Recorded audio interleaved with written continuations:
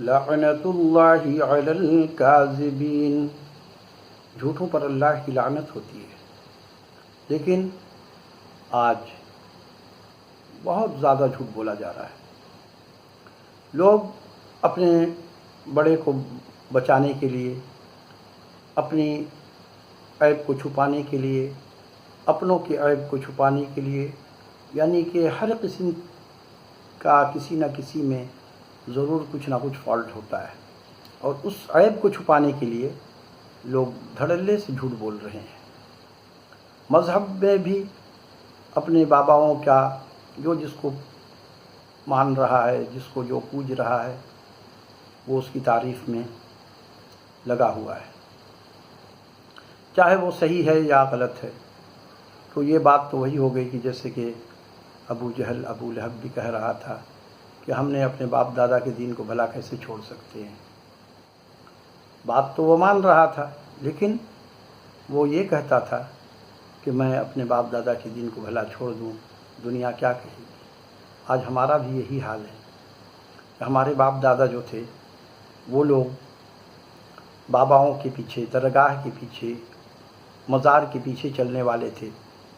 تو آج جدید دور آ گیا ہے، کیونکہ اس زمانے میں لوگوں کو سال میں 1-2 مرتبہ ہی موقع ملتا تھا کہ کسی اچھے عالم کی وہ واعظ و نصیحت سنتے تھے، کیونکہ میڈیا کا دور ہی نہیں تھا۔ تو کسی موقع پہ وہ محفل ہوتی تھی تو اس میں لوگ جاتے تھے اور بس مختصر بات سنا، لیکن کچھ یاد رکھ لیا، کچھ بھول گئے، کسی پہ عمل کر لیا، کسی پہ نہیں کیا۔ لیکن آج ہر طرف سے آپ کو ہر قسم کے مسئلے مسائل مل سکتے ہیں۔ گوگل پہ آپ جو آپ کے دل میں خیال آئے اس چیز کو آپ چیک کر کے گوگل پہ دیکھ لیتے ہیں، اور آپ سمجھ جاتے ہیں کہ یہ معاملہ ٹھیک ہے یا نہیں ہے۔ لیکن بدنصیبی یہ ہے کہ یہ علماء کرام اپنے مفاد کے لیے، اپنی دکان کو چمکانے کے لیے لوگوں کو گمراہ کر رہے ہیں۔ دیکھیے، ایک بچی آتی ہے، ہماری بیٹی کی طرح ہے، تو کل میں نے اس کی کلپ سنا، کوئی ویڈیو ایک آ گئی، لیلا نام ہے بچی کا۔ اب اس کو انہوں نے، ظاہر ہے اس کا بریلوی مسلک سے ہی تعلق ہوگا، کیونکہ وہ مرزا صاحب کی کھلی دشمن نظر آ رہی ہے، اور اس طرح کا جو اس نے بیان دیا ہے، تو میں سمجھتا ہوں یہ الفاظ دیندار لوگوں کے لیے مناسب نہیں ہے، کیونکہ آپ تنقید کریں لیکن احتیاط کیجیے اپنی زبان کا، اور دوسروں پہ اس قسم سے نہیں بولنا چاہیے کسی کو، یعنی کہ آوارہ اور لفنگے، یہ زبان خاص طور پہ ہمارے تہذیب کے اندر عورتیں جب بولتی ہیں، بچیاں بولتی ہیں، تو اس سے بہت معیوب سمجھا جاتا ہے۔ تو اس بچی کو میں نصیحت کروں گا کہ بیٹا آج کے بعد سے زبان بہت اچھی استعمال کیجیے، کیونکہ یہ لفنگا جو آپ ان کو کہہ رہی ہیں، تو ظاہر سی بات ہے کہ وہ بھی آپ کو کچھ اس قسم کا جواب دے سکتا ہے، تو یہ اچھی بات نہیں ہے۔ دیکھیے، نبی صلی اللہ علیہ وسلم نے صحابہ کرام کو کہا کہ تم لوگ ان کے جھوٹے معبود کو گالیاں مت دینا، ورنہ وہ پھر بدلے میں تمہارے سچے معبود کو بھی گالیاں دیں گے۔ اور حقیقت یہی ہے کہ آج کل لوگ اس طرح کی باتیں کر جاتے ہیں، اور لوگ پھر اس کا بدلہ جوش میں آ کر کے کچھ اور دیتے ہیں، اور دونوں گنہگار ہو جاتے ہیں۔ تو اس بچی سے میں گزارش کروں گا کہ بیٹا آج کے بعد سے اس قسم کے الفاظ مت استعمال کرو۔ اور ویڈیو میں بات کیا ہے؟ اعوذ باللہ السمیع العلیم من الشیطان الرجیم۔ اب اس مرزا صاحب کا جو شاگرد ہے، اس نے اس کو صحیح نہیں پڑھا، یہ تو میں نے بھی سنا، اس نے صحیح نہیں پڑھا۔ لیکن اگر اس نے غلط پڑھا ہے تو شاگرد ہے وہ، ابھی وہ یہ دعویٰ نہیں کر رہا ہے کہ میں ایک عالم ہوں، میں قاری ہوں یا میں حافظ ہوں۔ اگر وہ یہ دعویٰ کر کے آتا اور پھر غلط پڑھتا تو میں کہتا کہ بات صحیح ہے۔ اسٹوڈنٹ جو ہوتے ہیں وہ تو غلطی کریں گے، غلطی تو اسٹوڈنٹ لائف میں ہوتی ہے۔ یہاں علماء کرام میں بھی الگ الگ طریقے سے قرآن پڑھتے ہیں۔ حافظ کا انداز بہت ہی اچھا ہوتا ہے، قاری کا انداز اس سے بھی اچھا ہوتا ہے، اور جو مستند قاری ہے، ایسے تو آج کل بہت سارے قاری پھر رہے ہیں جو 4 سورت یاد کر لیا تو بولتے ہیں میں قاری ہوں، لیکن مستند قاری تو جو فارغ التحصیل ہو مدرسہ سے، اس کا انداز اور ہے۔ علماء کرام کا انداز کچھ الگ ہے، جس سے بہت سے حافظ صاحب جو ہیں کہتے ہیں کہ فلاں مولوی صاحب جو ہیں وہ مولانا صاحب غلط پڑھ دیتے ہیں۔ غلط نہیں پڑھتے، اصل میں ظاہر سی بات ہے، ایک چیز کو آپ 1000 مرتبہ پڑھ چکے ہیں اور ایک انسان وہ اس کو صرف 2-4 ہی مرتبہ پڑھا ہے، تو دونوں کے زبان میں جو الفاظ ادائیگی کا جو طریقہ ہوگا اس میں الگ ہو جائے گا، کیونکہ جس رفتار سے جیسے واعظین بیان کرتے ہیں، عام آدمی جتنا بھی کوالیفائڈ ہو، جتنی بڑی ڈگری کا مالک کیوں نہ ہو، وہ اتنے رفتار سے کہیں پہ بھی اسپیچ نہیں دے سکتا۔ تو یہ پریکٹس ہے۔ اب حافظ صاحب چونکہ روزانہ تلاوت کرتے ہیں، اب ان کے زبان پہ وہ لفظ اتنا اچھا سے بیٹھ گیا ہے کہ وہ جب چاہیں اس کی ادائیگی آسانی سے ہو جاتی ہے۔ اب یہ بچی جو ہے یہ کہتی ہے کہ آپ کے لفنگے جیسے ہیں، آپ بھی مرزا بھی ویسے ہی ہے، تو بھائی مرزا کو بھی میں نے تلاوت کرتے ہوئے دیکھا ہے، بہت زیادہ غلطی تو میں نے نہیں دیکھا ابھی تک، ہاں شاید کہیں کہیں پہ ہو جاتی ہوگی، ایسے تو میں نے بڑے بڑے علماء کے پیچھے بھی نماز پڑھا ہے، تو ان سے بھی بیان میں بھی کبھی غلطی میں نے دیکھا اور کبھی تلاوت میں بھی غلطی ہوئی ہے۔ اب جیسے ایک ہمارے حافظ صاحب ہیں، بلکہ وہ لیکن ان کا اپنا ایک انداز ہے، تو وہ یہ پڑھتے ہیں ایاک نعبد و ایاک نستعین، تے کو لمبا کر دیتے ہیں، تو یہ نہیں ایاک نعبد و ایاک نستعین، اب دونوں میں فرق ہے۔ ایاک نعبد و ایاک نستعین وہ پڑھتے ہیں، تو نستعین نہیں ہوگا، نستعین۔ تو اپنا اپنا انداز، اس کا مطلب ہرگز یہ نہیں کہ میں ان کو کہہ دوں کہ وہ تو جاہل ہے۔ تو یہ بچی کو میں یہ نصیحت کر رہا ہوں کہ آپ اس قسم سے الفاظ کا چناؤ کیجئے، جتنا آپ اچھے انداز میں بات کریں گی آپ لوگوں کے نظر میں معتبر ہو جائیں گی۔ یہ جو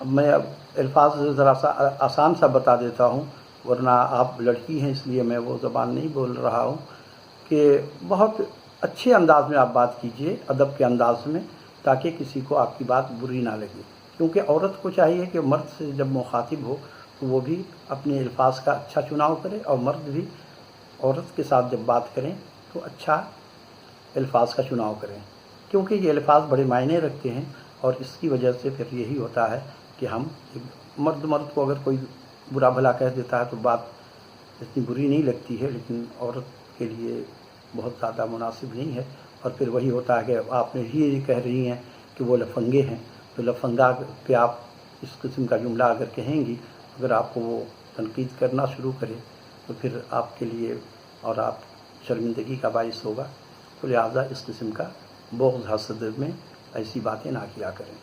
علم کے ذریعے سے آپ سمجھائیے، یہ مناسب بات ہوگی، لیکن بغض، اب یہ آپ کا قصور نہیں ہے بیٹا، قصور پتہ ہے کس کا ہے؟ یہ آپ کے جو بڑے ہیں نا استاد، ان لوگوں نے آپ لوگوں کو یہ زہر بھر دیا ہے، تو یہ زہر کو نکلنے دیجیے، علم کے ذریعے سے لوگوں کو سمجھائیے۔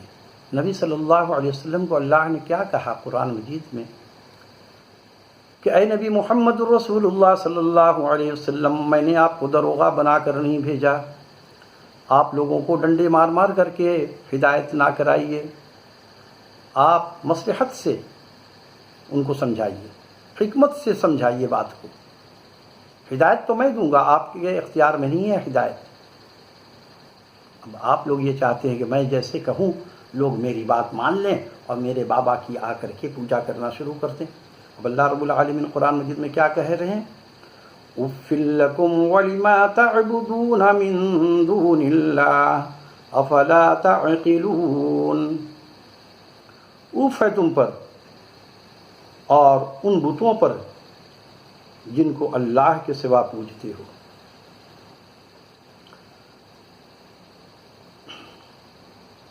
تو کیا تمہیں عقل نہیں ہے جس کو تم اللہ کے سوا پوجتے ہو؟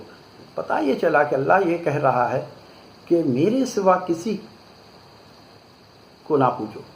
اگر اللہ کے سوا آپ نے کسی کی عبادت کر لی، عبادت کیا ہے؟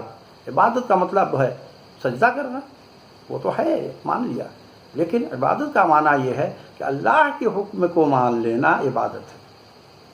اسی لیے تو دیکھا گیا اب کیا بیوی بچوں کے ساتھ اچھا سلوک کرنا، ماں باپ کے ساتھ اچھا سلوک کرنا، سجدہ تو وہاں پہ نہیں ہے، رکوع تو نہیں ہے.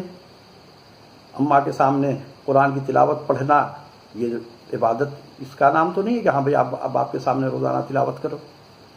ان کی بات کو ماننا یعنی کہ ماں باپ کی خدمت کرنا، بچوں کو اپنے اچھا ان کے ساتھ برتاؤ رکھنا جیسے کہ اللہ کے نبی صلی اللہ علیہ وسلم کی فرق کا فرمان ہے، تو یہ عبادت ہو گیا.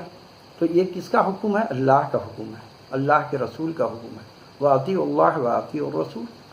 اللہ کی اطاعت کرو، رسول کی اطاعت کرو. اللہ کی اطاعت کیا، رسول کی اطاعت ہو گئی، رسول کی اطاعت کی گویا اللہ کی اطاعت ہو گئی. تو اس چیز کے لیے آپ کو میں نصیحت کر رہا ہوں بیٹا کہ آپ زبان پہ ذرا سا لگام دیجئے کہ تنقید کریں، آپ کا حق ہے، اور جو اچھی چیز ہے لے لیجئے، جو بری چیز ہے اسے چھوڑ دیا جائے. تو یہ جو لوگ آپ کے جو بزرگ ہیں انہوں نے لوگوں کو باباؤں کے پیچھے لگا دیا ہے. یہ باباؤں سے مانگنا یہ شرک ہے.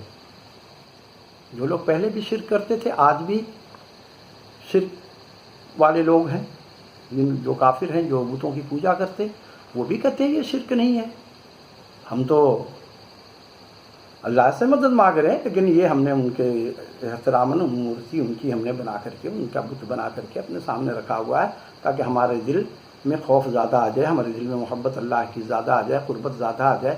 تو یہ یعنی کہ ایک چیز جیسے کہ سامنے ہم کوئی چیز کو دیکھ لیتے ہیں تو ہمیں فوراً ماضی یاد آ جاتا ہے. ایک چیز ہم نے دیکھا لیکن ہمیں ماضی کا پوری تصویر سامنے آ جاتی ہے.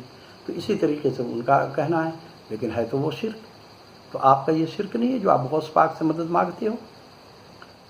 غوث پاک کو ان لوگوں نے نعوذ باللہ اللہ کے قریب کر کے لا کھڑا کیا ہے.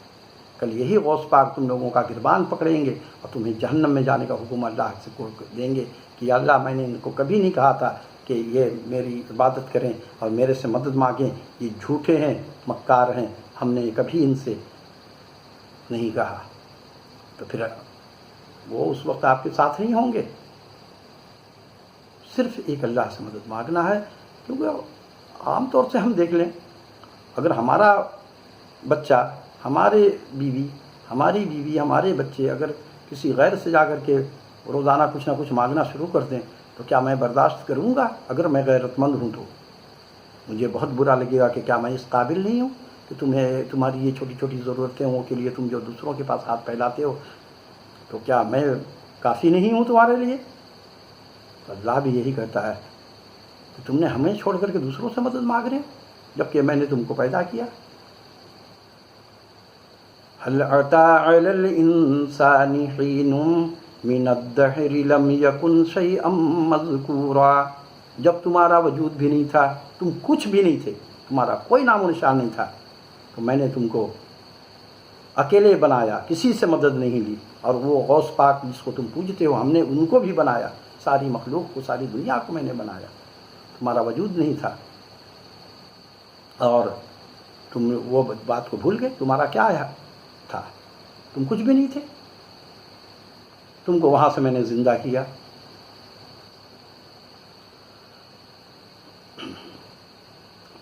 هل أتى على الإنسان حين من الدهر لم يكن شيئا مذكورا إنا خلقنا الإنسان من نطفة أمشاج نبتليه فجعلناه سميعا بصيرا.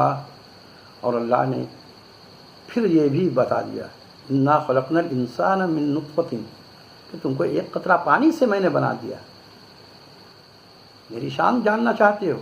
ایک قطرہ پانی سے اس سے تم کو میں ایسا بنایا کہ تم سن بھی سکتے ہو، دیکھ بھی سکتے ہو، تمہاری ہر سجا کر کے تم کو جیسے ہم نے بنا دیا، اور تم پھر اس کا انکار کرتے ہو. صدق اللہ العظیم.